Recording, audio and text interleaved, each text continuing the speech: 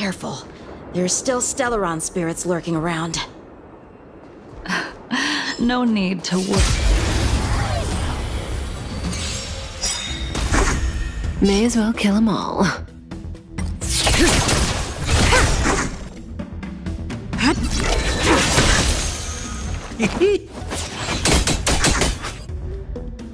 Look, listen, feel, kick! Relax.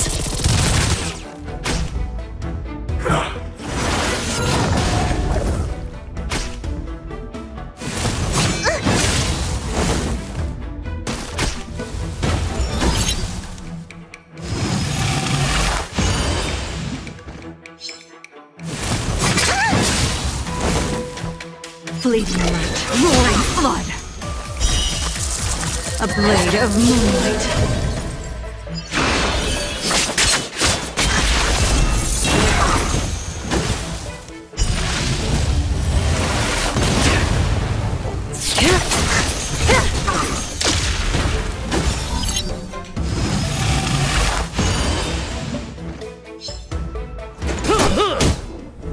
Stand still. Time to say bye. Boom.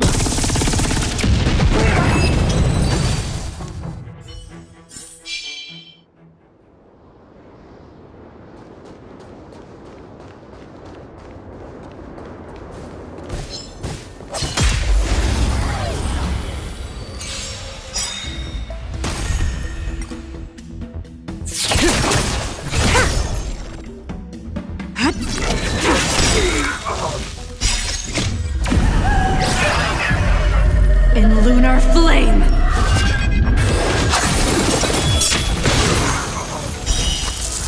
A blade of moonlight.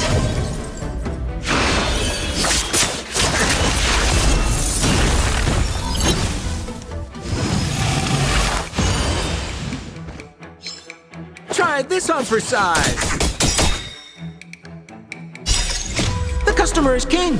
And for me to portray the king, well, you gotta make it worth my while.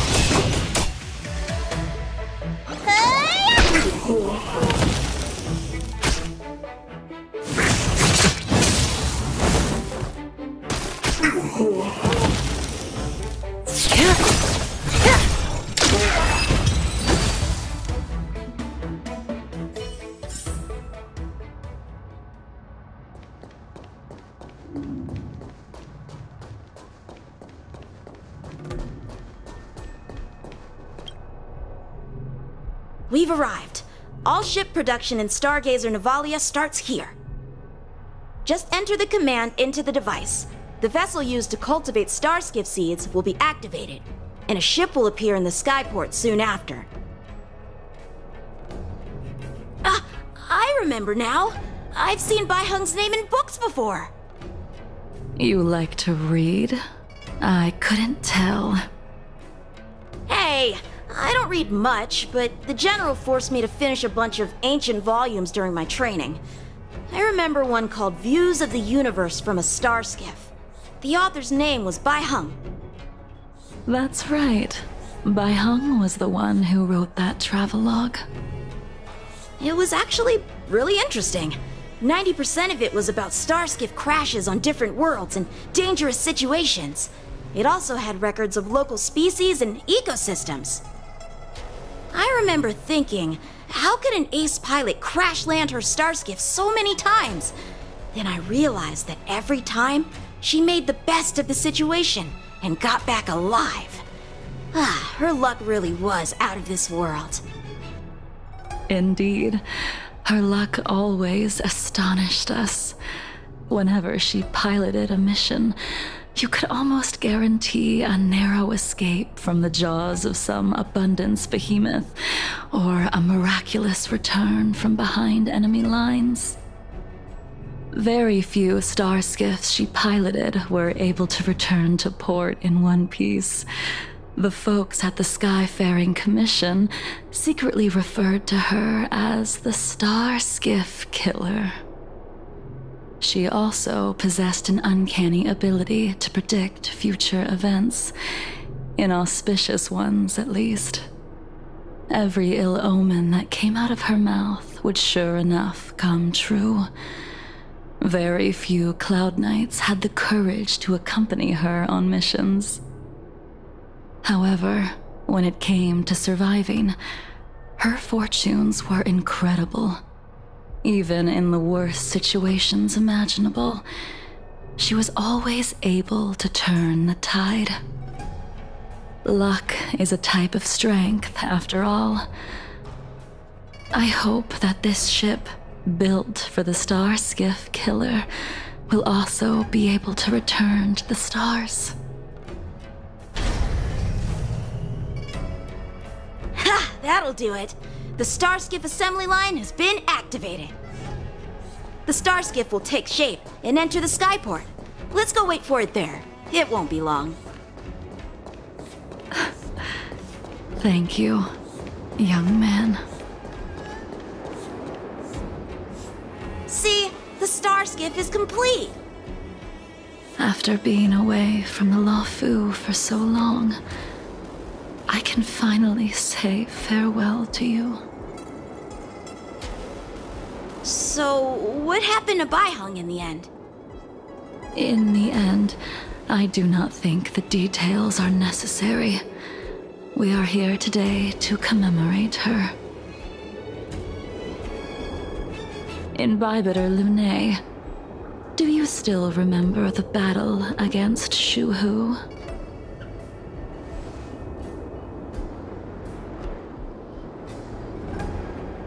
I can't remember anything. Let me refresh your memory. During that battle, Baiheng, being the headstrong girl that she was, managed to exhaust the luck that was bestowed upon her by the Rainbow Arbiter. She charged ahead and shattered the enemy's defenses, allowing the Xianzhou soldiers to break through Shuhu's sanguinary abyss and awaken you from your dragon's delirium. She was not able to walk out of that fight. We all shoulder a debt that we will never be able to repay. For the Cloud Knights, giving up one's life on the battlefield, you couldn't accept that Baiheng was gone. Instead of leaving her to eternal rest, you decided to... You made a mistake that can never be undone.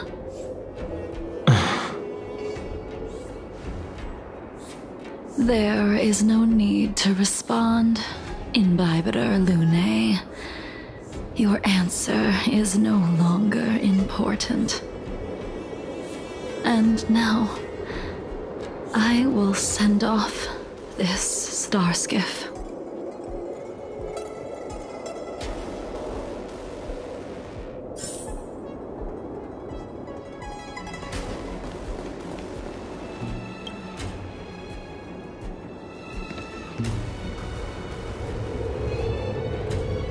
Baiheng, I've brought your flagon. This was a gift handmade by him, though he never got the chance to give it to you in person. I'm sorry it took so long for me to find it. Only by bringing it to you will my nightmares be calmed. I will fulfill what you asked of me. I will keep my word, even if it requires me to cut down the stars in the sky.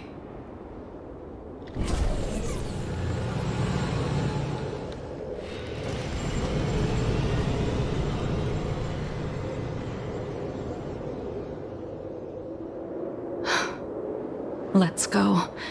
The artisanship commission is next.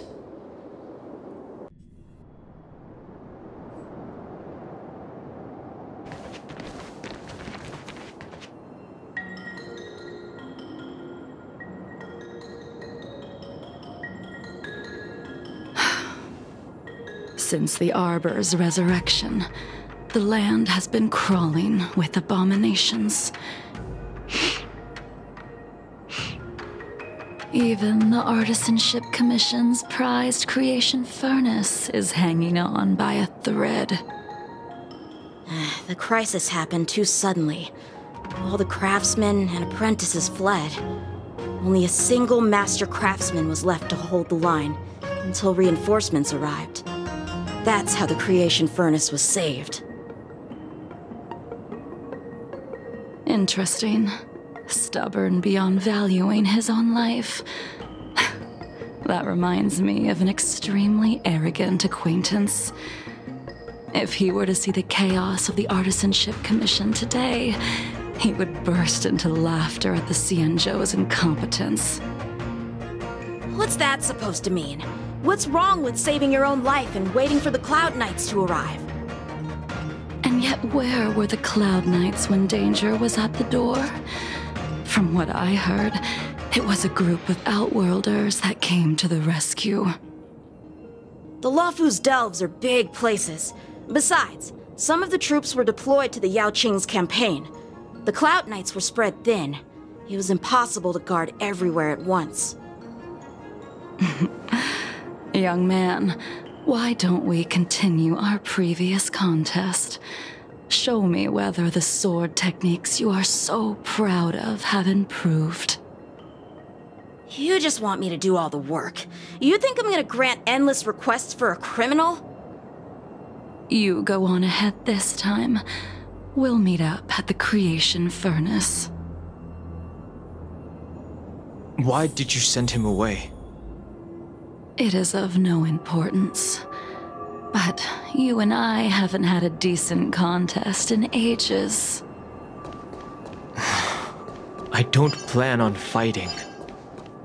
I'm not asking you to point your spear at me. Could it be that the abominations here aren't enough to motivate you?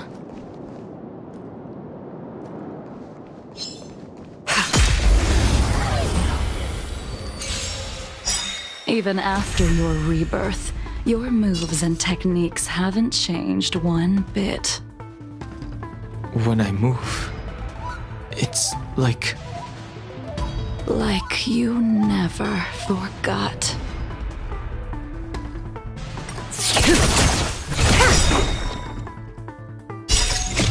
Time to say bye. Boom. Fleeting light, roaring flood.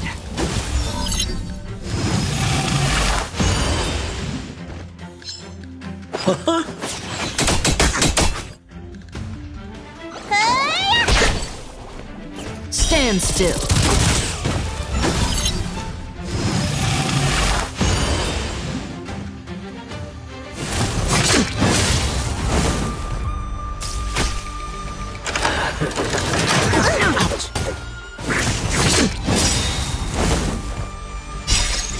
The customer is king.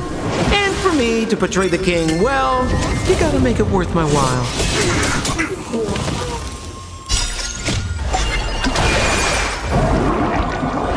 What's in your prescription?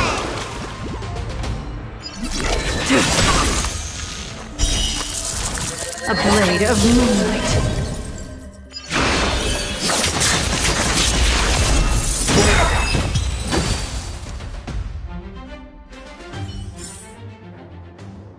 Come on already. What took you so long this time?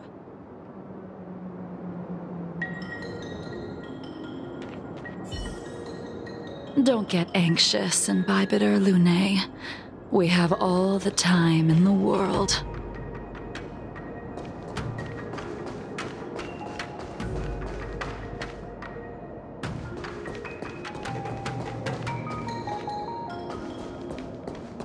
Something's not right. A pointless. This spear still recognizes you as its master. Imbibitor Lunae, do you know who crafted it for you? it's been with me ever since my exile. I don't remember when I started wielding it.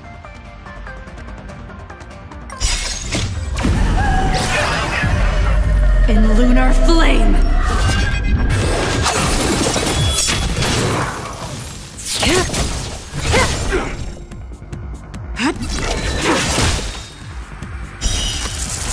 A blade of moonlight.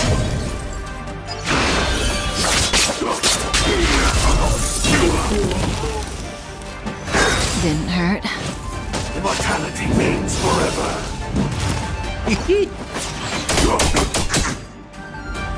Look, listen, feel, kick! Relax.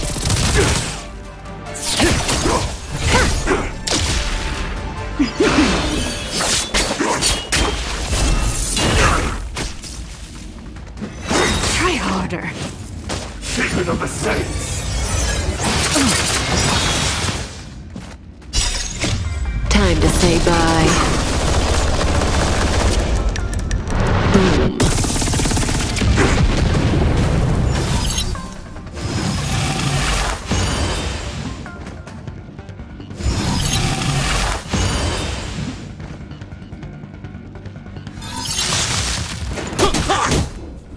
Stand still.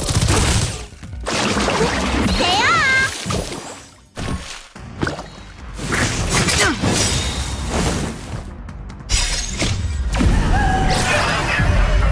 In lunar flame!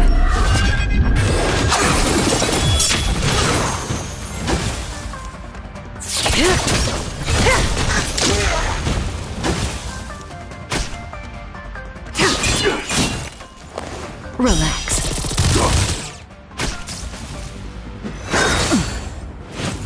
A puny existence.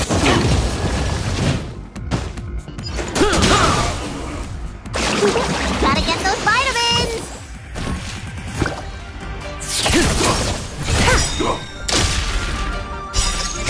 Time to say bye. Boom. Sword War. Stand still.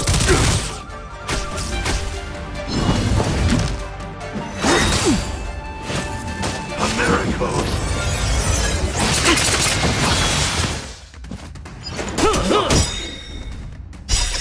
The customer is king. And for me to portray the king, well, you gotta make it worth my while. Immortality.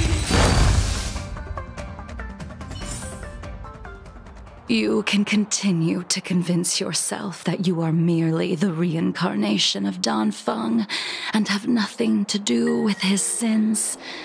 And you can keep insisting that you have forgotten everything. But you cannot run from combat, Dan Heng. Your spearmanship is identical to Imbibiter Lunay's. Combat is like smelting, purging the impurities with burning flames and exposing a person's true nature. Those are the words of the one who made Cloudpiercer for you. Do you remember? Out of all of us, you were the closest to him. It was strange, really, to see someone so arrogant get along with someone so proud.